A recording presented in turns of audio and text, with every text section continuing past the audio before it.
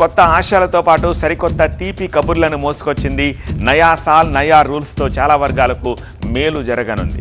కొత్త ఏడాదిలో central government ఉద్యోగుల పంట పండనుంది.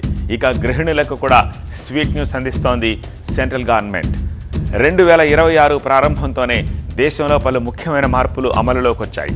ఇవి ప్రభుత్వ ఉద్యోగుల జీతాలు, రైతులకు అందించే సంక్షేమ పథకాలు, ఆర్థిక లావాదేవీలు, క్రెడిట్ స్కోర్ అప్డేట్లు, ఆదాయపు పన్ను చట్టాలు, గ్యాస్ ధరల వంటి అంశాలను ప్రభావితం చేయనున్నాయి.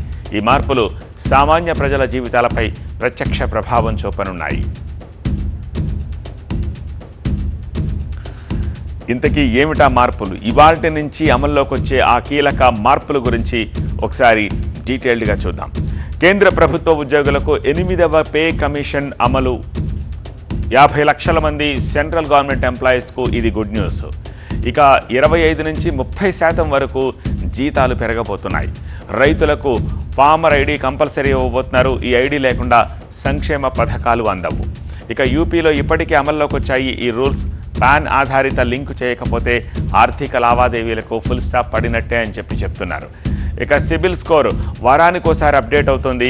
లోన్ అప్లికేషన్లు, క్రెడిట్ కార్డుల ప్రాసెసింగ్ మరింత వేగవంతం అవుతుంది. ఇన్కమ్ ట్యాక్స్ యాక్ట్ 2025 అమలవుతుంది. రివైజ్డ్ రిటర్న్లు ఫైల్ చేయడం సాధ్యం కాదు. తగ్గుముఖం పట్టాయి గ్యాస్ ధరలు.